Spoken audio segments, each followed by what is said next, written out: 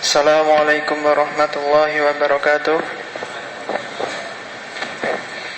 Innal hamdalillah nahmaduhu wa nasta'inuhu wa nastaghfiruh wa na'udzu billahi min shururi anfusina wa min sayyiati a'malina may yahdihillahu fala mudilla lahu wa may yudlilhu fala hadiya lahu. Asyhadu an la ilaha illallah wa asyhadu anna Muhammadan 'abduhu wa rasuluhu la nabiyya wa rasula ba'da. Allahumma salli ala Muhammad wa ala ali Muhammad kama shallaita ala Ibrahim wa ala ali Ibrahim wa barik ala Muhammad wa ala ali Muhammad kama barakta ala Ibrahim wa ala ali Ibrahim innaka Hamidum Majid. Alhamdulillah, kita selalu bersyukur kepada Allah atas nikmat dan hidayahnya sehingga kita semua dapat berkumpul di sini untuk mengikuti kajian pada malam hari ini. Salawat serta salam marilah kita selalu curahkan kepada uswah kita Rasulullah Muhammad sallallahu alaihi wasallam serta para keluarganya, sahabatnya, tabi'in dan tabi'ut tabi'in dan umatnya yang senantiasa mengikuti sunnahnya hingga akhir nanti. Baiklah, marilah kita buka kajian pada petang hari ini dengan membaca basmalah. Bismillahirrahmanirrahim. Sebelum kita mulai, untuk saf terdepan mohon diisi terlebih dahulu agar barisannya rapi. Baik, terima kasih. Baik, langsung saja kepada Ustaz Fakhrul Razi kami persilahkan.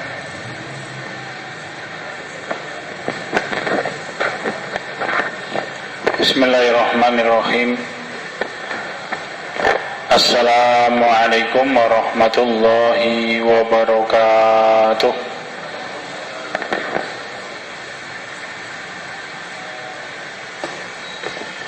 Innal hamdalillah nahmaduhu wa nasta'inuhu wa nastaghfiruh wa na'udzu billahi min shururi anfusina wa min sayyiati a'malina. من يهده الله فلا مضل له ومن يضلله فلا هادي له وأشهد أن لا إله إلا الله وحده لا شريك له وأشهد أن محمدا عبده ورسوله الذي لا نبي ولا رسول بعده. اللهم صل على محمد وعلى آل محمد كما صليت على إبراهيم وعلى آل إبراهيم وبارك على محمد وعلى آل محمد كما باركت على إبراهيم وعلى آل إبراهيم إنك حميد مجيد. أعوذ بالله من الشيطان الرجيم. يا أيها الذين آمنوا اتقوا الله حق تقاته ولا تموتن إلا وأنتم مسلمون. ويا أيها الذين آمنوا اتقوا الله وقولوا قولا سديدا يصلح لكم أعمالكم ويغفر لكم ذنوبكم ومن يطع الله ورسوله فقد فاز فوزا عظيما. ويا أيها الناس اتقوا ربكم الذي خلقكم من نفس واحدة وخلق منها زوجها وبث منهما رجالا كثيرا ونساء واتقوا الله الذي تساءلون به والأرحام إن الله كان عليكم رقيبا. Alhamdulillah, hadirin ibu-ibu, bapak-bapak dan rekan-rekan sekalian, Rasulullah. Alhamdulillah, mari kita bersyukur kepada Allah Subhanahu wa ta'ala yang melimpahkan kepada kita karunia paling besar, yaitu keimanan kepada Allah Subhanahu wa ta'ala. Keimanan yang betul-betul memiliki rasa, hadirin je, boten namung delujur. Karena banyak orang yang mentaati Allah, beribadah kepada Allah, tetapi ya hilang rasa di dalam beribadah kepada Allah. Ini merupakan salah satu tanda lemah iman. Menawi Imam Ibnul Qayyim Al-Jauziyah rahimahullah wonten ing kitab Ad-Da'u wad-Dawa ketika akan pilih salah satu asar pengaruh buruk dari kemaksiatan yang dikerjakan oleh seorang manusia kepada Allah, pengaruhnya adalah wahsyatun yajiduhal qalbu bainahu wa bainallah. Hati manusia merasakan ibadah dia, hubungan dia dengan Allah itu rasanya kering. Nggih. Kula panjenengan sami mugi-mugi mboten nggih. Tetapi ada orang yang beribadah mentaati Allah Ta'ala itu rasanya ya biasa saja, hambar itu loh mas. Sholat ki ya sholat, tetapi nikmatnya sholat entah apa rasanya. Membaca Quran ya membaca Quran, tetapi indahnya membaca Quran dia belum pernah mengenal ya. Ini tanda lemah iman, tanda bahwa di dalam hati seorang manusia ada penyakit. Penyakit itu adalah kemaksiatan kepada Allah Subhanahu wa Ta'ala. Menawi boten lebat Al-Imam Wahab bin Munabbih rahimahullah salah sawijining dinten cerios. Ini disebutkan di dalam kitab Al-Ibtila Sunnatul Ma'adiyah. Wonten setunggalipun abid ahli ibadah Bani Israel yang oleh Allah saking dekatnya orang ini dengan Allah sehingga orang ini diajak berbicara oleh Allah hatinya. Menawi wonten ing hadis punika dipun sebat Rasul kita nyebataken al-muhaddatsun, yaitu orang-orang yang hatinya diajak berbicara oleh Allah. Orang ini bukan nabi, bukan pula rasul, tidak mendapatkan wahyu, tetapi karena kedekatan dia dengan Allah yang sangat, maka orang ini dibisiki hatinya oleh Allah ya.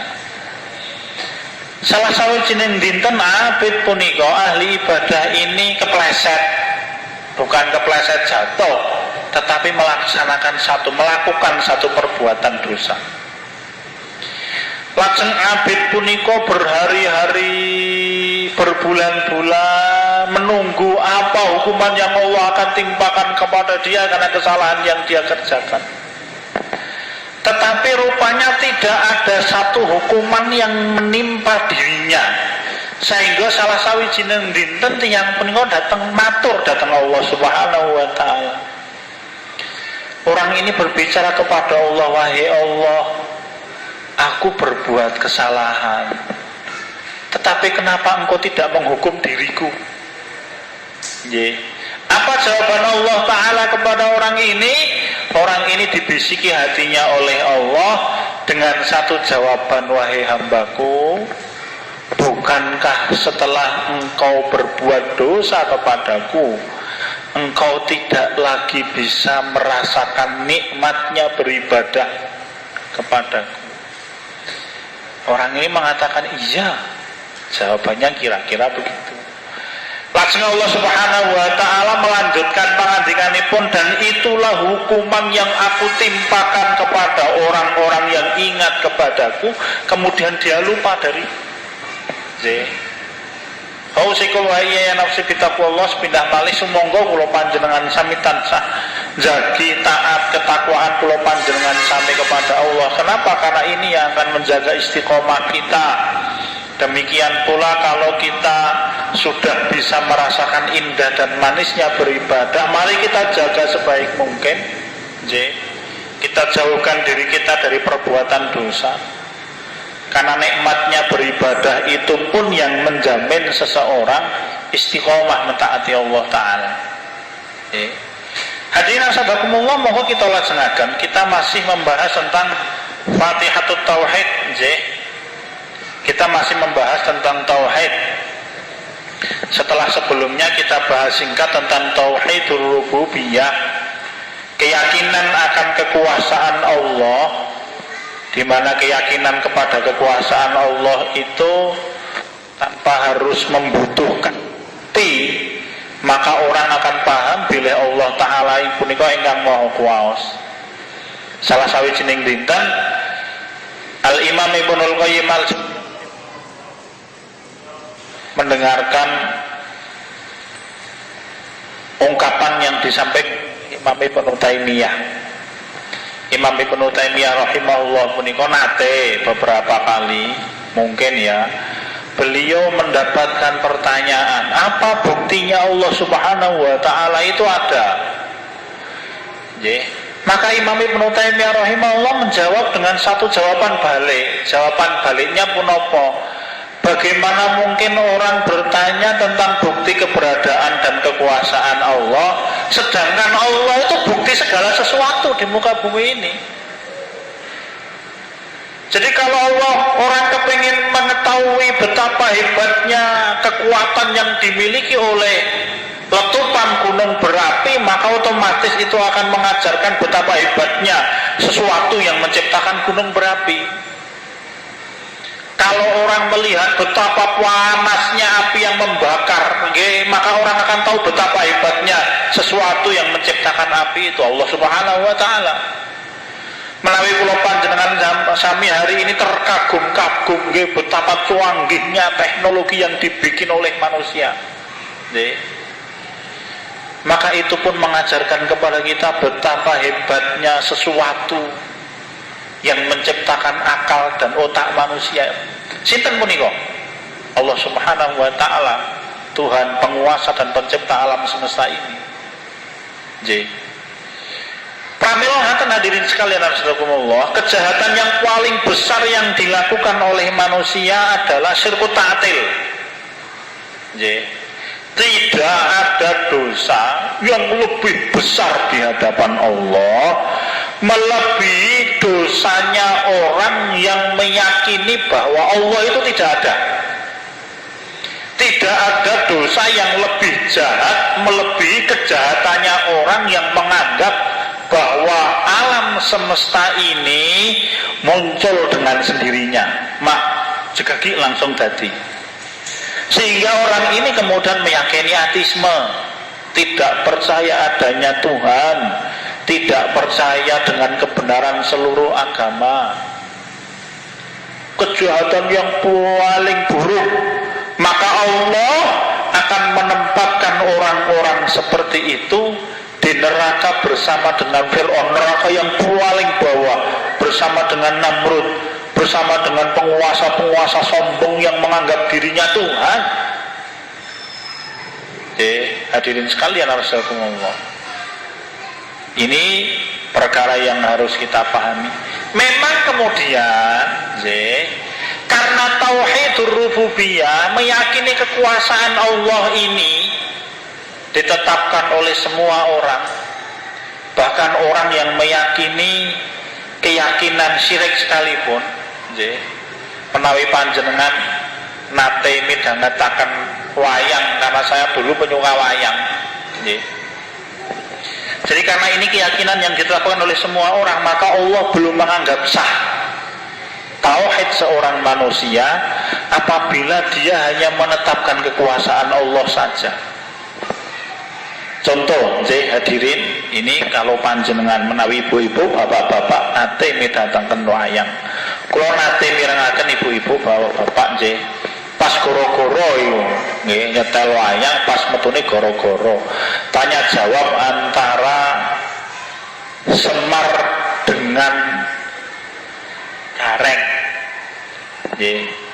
Jadi Gareng itu penasaran, tanya kepada Semar, Pak, lah bapak jenengan punika sinten? Jadi siapa bapaknya Semar, Bathara Guru dan Togog, kan kakak beradik ini. Dalam tanda petik, kalau cerita orang ini dewa paling hebat di muka bumi ini. Maka Semar menjawab, bapaknya adalah Sang Hyang Tunggal. Dioyak meneh sama Gareng. Lah Pak, bapaknya Sang Hyang Tunggal itu siapa? Yang Maha Esa itu jawabannya.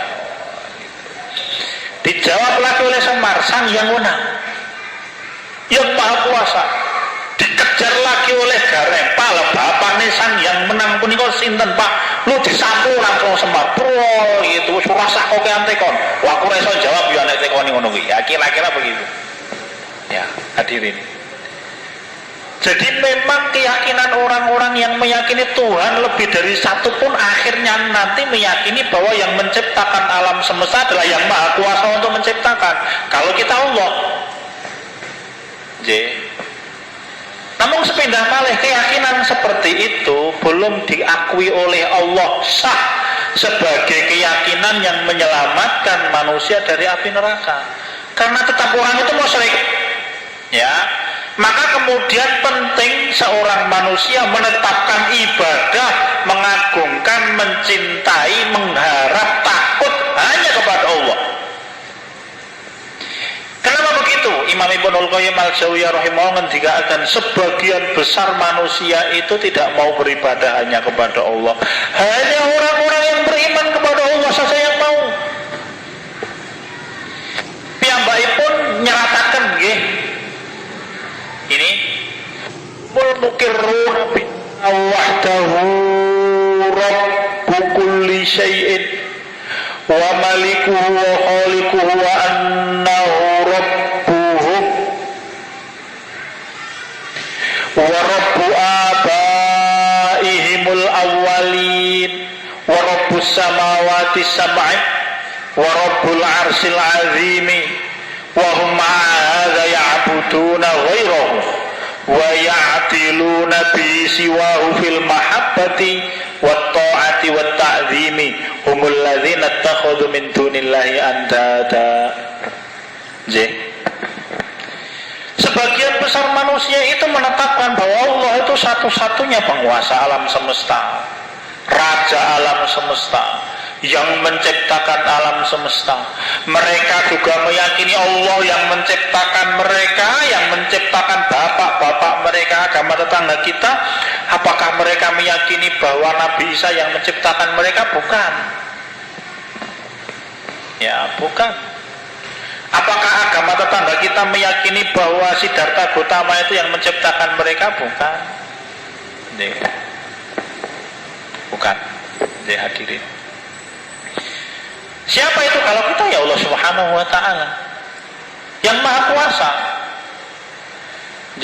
Kalau dulu ada aliran kepercayaan kepada Tuhan yang Maha Esa. Begitu hadirin. Wa rabbus samawati sab'i wa rabbul arsil azim. Mereka meyakini Allah yang menciptakan seluruh langit, yang menguasai seluruh langit, yang mengatur seluruh langit. Demikian pula bumi wa rabbul arsil azim, dan mereka pun meyakini bahwa Allah adalah penguasa alam semesta yang menguasai arsy-Nya yang sangat agung dan sangat indah, yang maha agung dan betul. Semua orang, ya kecuali ateis, kecuali komunis. Wa hum ma'ahada ya'buduna ghairahu. Tetapi masalahnya di waktu bersamaan, pada waktu dia meyakini bahwa Allah itu yang menguasai, yang menciptakan, yang mengatur, tetapi kemudian mereka beribadah kepada selain Allah. Wonten ing Al-Qur'an Allah taala paring sabda a'udzubillahi minasyaitonir rajim wa ma yu'minu aktsaruhum billahi illa wa hum musyrikun. Allah ingatkan dikatakan lho nggih, bukan wa ma yu'minu aktsaruhum billah, dan sebagian besar manusia itu tidaklah mereka beriman kepada Allah illa wa hum musyrikun, kecuali mereka beriman kepada Allah tetapi di waktu bersamaan menyekutukan Allah. Bagaimana cara menyekutukan Allah? Di antaranya ya wa ya'diluna bihi siwahu fil mahabbah, mencintai sesuatu itu Tuhan mereka itu seperti mereka mencintai Allah. Namanya syirkul mahabbah. Dan ancaman Allah luar biasa besar loh. A'udzubillahi minasyaitonir rajim. Al-Baqarah 165. Wa minan nasi may yattakhidhu min dunillahi andada yuhibbunahum ka hubbillah walladzina amanu ashaddu hubban lillah. Ya, terjerumusnya seorang manusia di dalam kesyirikan kadangkala adalah karena cinta. Wa minan nasi may ya'budullah wa minan nasi may yattakhidhu min dunillahi andada, dan di antara manusia itu ada orang-orang wonten tiyang mboten namung sekedhik lho niki kata menjadikan tandingan-tandingan selain Allah, yuhibbuhum yuhibbunahum kahubbillah. Mereka mencintai tandingan itu seperti mereka mencintai Allah. Berhati-hati hadirin. Wonten ing surat At-Taubah ayat 24. Itu Allah ancamannya. Nggih. Qul in kana aba'ukum wa abna'ukum wa ikhwanukum wa ashiratukum wa amwalun iqtaraftumuha wa tijaratun takhshawna kasadaha wa masakinu tardawnaha ahabba ilaikum minallahi wa rasulihi wa jihadin fi sabilih fatarabbasu hatta ya'tiyallahu bi amri. Kul katakanlah wahai Muhammad kepada umatmu supados kula panjenengan sawi waspada ingkana abaukum, apabila bapak-bapak kalian wa abnaukum, anak-anak kandung kalian, wa ikhwanukum, saudara-saudara kandung kalian, wa azwajukum, istri-istri atau suami-suami kalian, wa ashiratukum, dan keluarga sanak keluarga yang lain, wa amwalun iqtaraftumuha, harta kekayaan yang selalu kalian usahakan untuk dicari-cari, wa tijaratun takhshawna kasadaha, perniagaan yang kalian khawatir kerugiannya, wa masakinu tardawna, dan tempat-tempat tinggal, istana-istana, napa meneh Mas, gedung-gedung yang kalian tinggali, yang kalian cintai, ahabba ilaikum minallah, lebih kalian cintai daripada Allah, wa rasulihi, dan lebih kalian cintai daripada Rasulnya Muhammad sallallahu alaihi wasallam, wa jihadin fi sabilihi, dan lebih kalian cintai daripada berjihad di jalan Allah, fatarabbasu, ancaman Allah, tunggu waktunya, hatta ya'tiyallahu bi amri, sampai Allah mendatangkan kepada kalian urusannya, amrullah, urusan Allah. Wonten ing ayat punika al-adzab, siksa. Nggih, hadirin, surat At-Taubah ayat 24 atau 1 hadirin. Walladzina amanu wasaddu hubban lillah, kembali surat Al-Baqarah 165, sedangkan orang-orang yang beriman mencintai Allah di atas segala-galanya. Kula sering matur, tanda cinta itu dua, satu pengorbanan, yang kedua mentaati Kanjeng Nabi Muhammad sallallahu alaihi wasallam. Wa ta'ah, ini yang kedua, kadangkala pula orang menyekutukan Allah itu disebabkan karena ketaatan yang salah. Di surat At-Taubah ayat 31. A'udzu billahi minasyaitonir rajim. Ittakhadhu ahbarahum wa ruhbanahum arbaban min dunillah wal masih ibn Maryam. Wa ma umiru illa liya'budu ilaha wahida, sampai akhir. Ittakhadhu, orang-orang ahlul kitab itu mereka menjadikan ahbarahum wa ruhbanahum arbaban min dunillah, menjadikan rahib dan pendeta-pendeta mereka sebagai Tuhan-Tuhan selain Allah. Salah sawijining dinten panjenengan saged bika wonten ing tafsir Ibnu Katsir wonten hadisipun nggih dipun riwayatkan oleh Imam Tirmidzi, salah sawijining dinten sahabat Adi bin Hatim radhiyallahu anhu sowan kepengin masuk Islam. Wekdal semanten Adi bin Hatim dereng mlebet Islam. Sahabat Adi bin Hatim radhiyallahu anhu punika ngagem perhiasan wujudnya kalung, dan kalungnya itu bentuknya begini. Ciri khasnya orang-orang Nasara mirsani punika lajeng Kanjeng Nabi Muhammad sallallahu alaihi wasallam membacakan ayat itu tadi. Orang-orang Yahudi dan orang-orang Nasrani itu menjadikan rahib dan pendeta-pendeta mereka sebagai Tuhan-Tuhan selain Allah.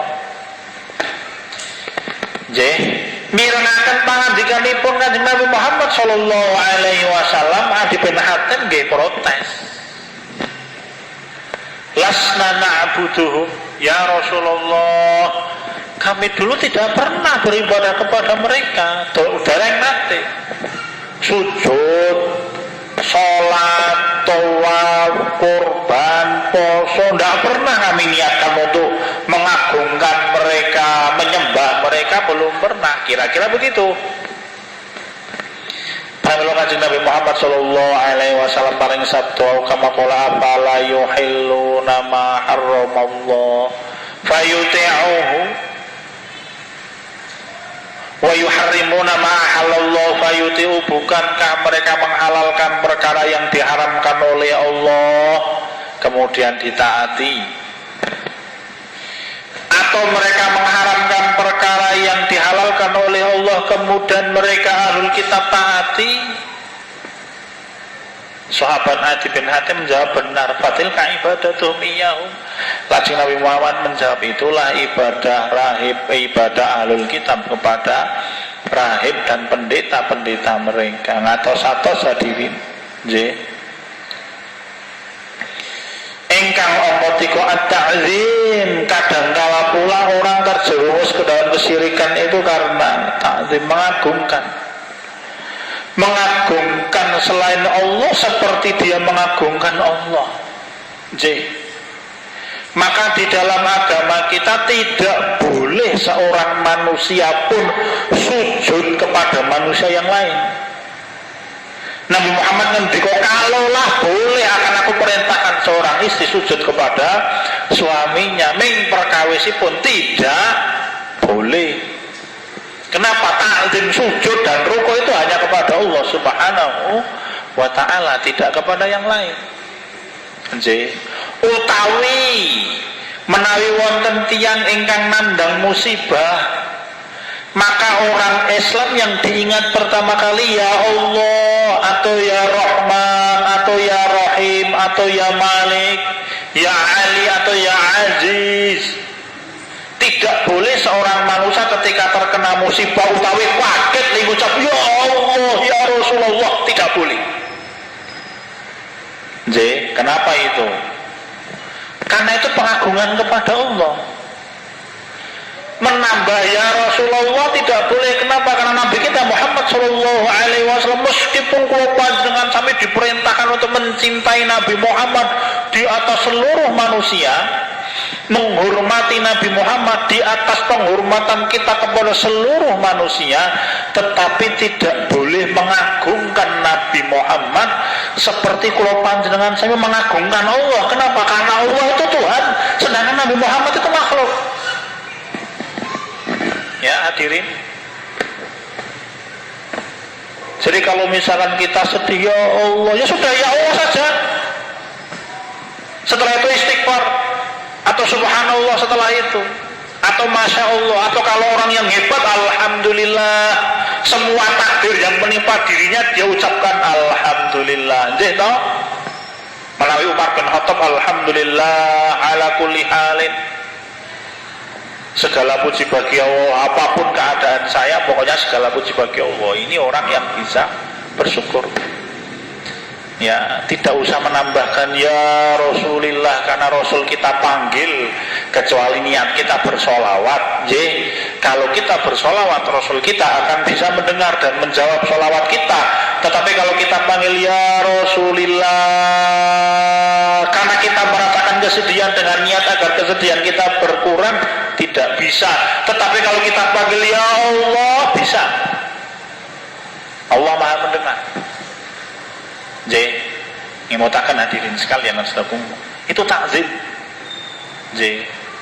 Seorang muslim yang baik ketika meletakkan Quran, dia letakkan Quran di atas tempat sehingga tidak sejajar dengan kakinya.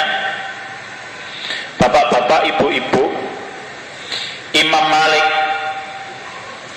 Imam Malik bin Anas rahimahullah, beliau seorang alim yang menghafal ratusan ribu hadis. Bahkan sebelum ada hadis Sahih Bukhari dan Muslim, hadis yang paling kuat ya kesahihannya adalah Muwatta'nya Imam Malik. Imam Malik orang yang sangat cerdas, sangat menguasai ulumul hadis. Sampai sebagian ulama menyampaikan kalau ada hadis yang tidak ditulis oleh Imam Malik, maka kemungkinan hadis tidak sahih. Salah satu kehebatannya kenapa hadirin, Imam Malik sangat memuliakan Rasul kita Muhammad Shallallahu Alaihi Wasallam, ataupun apalagi Allah. Sampai disebutkan Imam Malik puniko, kalau beliau mau mengajarkan hadis maka beliau mandi, kemudian beliau mengganti baju, kemudian beliau memakai wewangian, kemudian beliau duduk dengan tenang, baru beliau bacakan dan ajarkan hadis. Kenapa? Beliau mengatakan karena saya tidak akan mau menyebutkan ucapan Rasul kecuali saya akan memakai baju yang wangi. Ya. Imam Malik bin Anas rahimahullah itu bahkan kalau mau qiyamul lail, beliau tidak mau memakai baju yang sudah beliau pakai tadi. Beliau ambil baju yang paling wangi, beliau wangi, beliau ambil yang paling bersih, yang paling wangi, pakai untuk qiyamul lail. Ibu-ibu, bapak-bapak nyuwun ngapunten nggih. Kenapa kok orang-orang Pantura itu banyak diantara mereka yang hafid Quran? Ya, pondok-pondok sepanjang Pantura itu kan pondok tahfidz Quran cilik-cilik akeh banget, Pak. Nggih. Rakitang nek didelok wujude ora bejaji apa-apa Quran. Salah satunya apa? Salah satunya takzimnya kepada Quran. Saya punya teman seorang ustadz tinggal di Yogyakarta, beliau orang Pantura bercerita zaman dia kecil beliau pernah hafal Quran dan sebelum hafal Quran setahu saya. Nggih.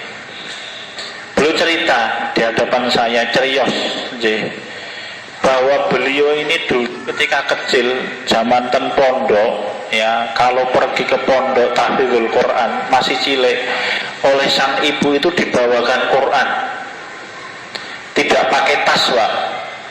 Khawatir kalau tas itu kemudian Qurannya diletakkan di lantai. Apa itu? Quran itu diletakkan di kain jarik, Pak. Kemudian kain itu diikatkan di punggungnya oleh sang ibu. Dan itu kebiasaan orang-orang kamu. Anak-anak kecil kalau jalan membaca Quran tidak ditanggung, diletakkan di kepala. Maka kalau orang itu cepat menghafal Quran, ojo kaget kenapa takzimnya dia kepada kalamullah seperti itu. Kadang-kadang kita itu berusaha untuk menghafal Quran, tapi takzim kita kepada kalamullah tidak layak. Quran diletakkan di lantai, di jalan-jalan ya santai mawon kadang-kadang. Quran diblesek-bleseke di atas tumpuan buku misalkan.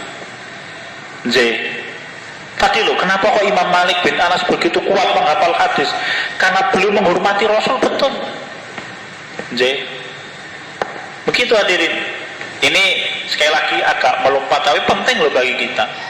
Kalau kita kepingin anak kita kok cepat menghafal Quran, kita bikin anak kita betul-betul menghormati kalamullah. Bapak-bapak, saya termasuk orang yang cukup terkesan gitu. Kalau nanti ngisi pengawasan di salah satu kampung di mereka cedak ngipik mereka, Pak.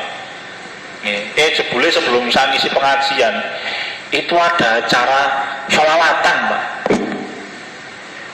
Sing ngoten niku cah nom-nom, Pak. Cah nom-nom.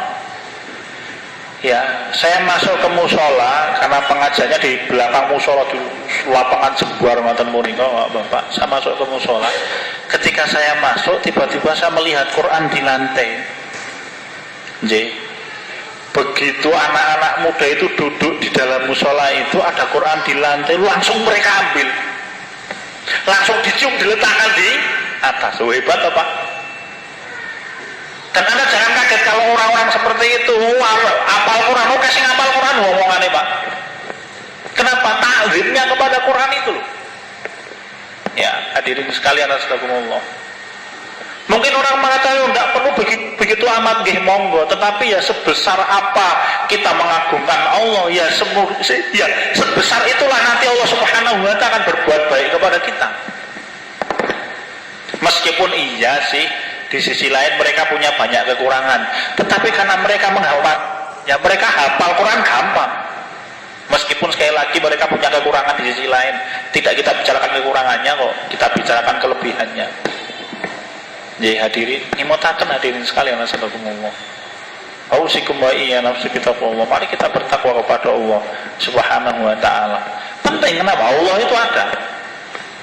Ya. Kita laksanakan. Jadi mereka mengagungkan selain Allah seperti mengagungkan Allah Subhanahu wa taala. Tidak boleh sujud hanya kepada Allah, apalagi rukuk hanya kepada Allah Subhanahu wa ta'ala. Meniatkan semua ibadah hanya kepada Allah. Ketika kita sedih, yang kita ingat pertama kali hanya Allah Subhanahu wa ta'ala. Pada waktu kita mempunyai satu keinginan, harapan kita ya kita tumpahkan hanya kepada Allah. Itulah pengagungan kita kepada Allah. Kalau takut ya hanya takut kepada Allah. Meskipun bapak-bapak para ulama ngendika seorang manusia takut kepada penguasa yang kejam, boleh tidak boleh? Seorang manusia takut kepada kegelapan malam, boleh tidak? Boleh. Tetapi kalau rasa takut kepada penguasa yang kejam, kepada kegelapan malam, kepada binatang buas, membuat seseorang kemudian tidak mau beribadah kepada Allah, itulah syirkul khauf, syirik akbar itu Pak. Namanya syirkul khauf. Ada syirkul mahabbah, ada syirkul ta'ah, ada syirkul khauf, syirik yang disebabkan karena rasa takut seorang manusia kepada selain Allah, seperti dia takut kepada Allah, bahkan kadangkala melebihi rasa takutnya kepada Allah. Atau atas bapak ibu-ibu, ausikum wa iya nafsi Allah. Ya, gitu. Bagaimana dengan orang-orang yang beriman? Kasih wonten wekdal Pak. Berapa menit Mas? 9 menit. Oh ya. Bagaimana dengan ahli tauhid? Ini orang yang keimanannya sah di hadapan Allah Subhanahu wa taala, yaitu orang-orang yang hanya beribadah kepada Allah, dan itu dicerminkan dengan ucapan mereka ketika membaca Al-Fatihah. Iyyaka na'budu wa ya Allah, hanya kepadamu, hanya betul-betul sungguh-sungguh. Tidak ada sungguh-sungguhnya kok, kita tahu dari mana? Iyyaka itu maknanya hanya kepada. Kalau iyyaka berarti hanya kepadamu. Satu. Kemudian bentuk kalimatnya oleh Allah dibalik. Bentuk kalimatnya dibalik oleh Allah. Yang di depan, yang di belakang, yang di depannya dibalik begini, di depan diletakkan di belakang, yang di belakang diletakkan di depan. Wonten ing basa Arab kedahipun susunan kalimatnya itu bukan iyyaka na'budu, tetapi na'budu iyyaka kedahipun. Jadi harusnya susunan kalimat bahasa Arabnya itu na'budu iyyaka wa nasta'inu iyyaka. Tetapi kemudian oleh Allah bentuk kalimatnya dibalik. Wow, jangan tanya. Allah itu yang menciptakan semua bahasa di dunia ini. Allah yang menciptakan ilmu. Maka Allah sangat menguasai ini, jangan tanya. Apa fungsinya dibalik susunan kalimatnya? Untuk memberikan penekanan. Betul-betul hanya kepadamu saja wahai Allah kami beribadah. Sebagaimana kalau panjenengan doa ya wa ilaihil masir, doa sore hari misalkan, amsayna wa amsal mulku lillahi walhamdulillah la ilaha illallah ta'ala syarika la ilaha illa ta ilaihil masir. Sebenarnya kan bukan ilaihil masir, al masiru ilaihi sebenarnya. Tapi kenapa Rasul kita mengajarkan dengan membalik kalimat? Sebenarnya al masiru ilaihi, tempat kembali itu kepada Allah, maksudnya itu. Tetapi kemudian susunan kalimatnya oleh Rasul ketika mengajarkan doa itu kemudian dibalik, wa ilaihil masir, atau kalau pagi hari wa ilaihin nusyur. Ya. Fungsinya apa? Sami, untuk memberikan penekanan. Betul-betul kembali kita itu hanya kepada Allah. Betul-betul kita itu dikumpulkan besok di hari kiamat hanya di hadapan Allah Subhanahu wa taala. Ya. Apa kandungan maknanya? Imam Ibnul Qayyim al-Jauziyah rahimahullah ngendikaaken wonten sekawan utawi gangsal utawi 6. 6. 1. Ya. Iyyaka na'budu bermakna satu, la na'budu illa iyyaka. Kami manusia seluruhnya, kita semuanya tidak akan beribadah kecuali hanya kepadamu wahai Allah. Hanya kepada Allah. Dengan pengertian ibadah yang sudah kita pernah bicarakan nggih. Imam Ibnu Taimiyah ngendika ismun jami'un lima yuhibbullah wa yardha minal aqwal wal af'al adh-dhahir wal batinah. Segala sesuatu yang dicintai diridhai oleh Allah, wujudnya perkataan, baik perkataan hati atau perkataan lisan, perbuatan baik perbuatan anggota badan ataupun perbuatan hati kita yang kelihatan oleh mata kita atau tidak kelihatan oleh mata kita, itulah ibadah. Semua aktivitas kecuali satu, ya, aktivitas yang dikerjakan oleh manusia ketika dalam keadaan tidak sadar, entah tidur, entah pingsan, entah mati suri. Ya, semua aktivitas kita. Jadi seorang muslim yang baik, dia akan menyerahkan semua aktivitas dia hanya untuk Allah. Kalau dia makan, ya niatnya bismillah untuk Allah. Kalau dia tidur, dia bekerja, dia beraktivitas apa saja, potong rambut, masuk rumah, keluar rumah, maka orang-orang yang beriman ketika melaksanakan aktivitas itu berdoa, minimal membaca bismillah. Kan masuk rumah ada doanya, keluar rumah ada doanya, makan, tidur, pakai baju, buka baju, semuanya. Okay. Dan dikerjakan sesuai dengan tuntunannya Allah Subhanahu wa taala. Nggih, punika ingkang sepindah. Sampun Mas? Masih banyak ya. 4 menit nggih, cekap kemawon insyaallah bincang kita lajengaken pertemuan yang akan datang. Sekian dan demikian apa yang bisa kita bicarakan. Kurang lebihnya mohon maaf. Sekian dan demikian. Saya kembalikan kepada pembawa acara sih. Kalau ada pengumuman, sekian. Alhamdulillah. Assalamualaikum warahmatullahi wabarakatuh.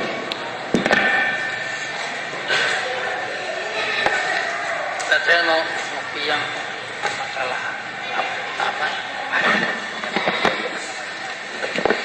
Alhamdulillah, marilah kita tutup kajian pada petang hari ini dengan membaca doa kafaratul majlis. Subhanakallahumma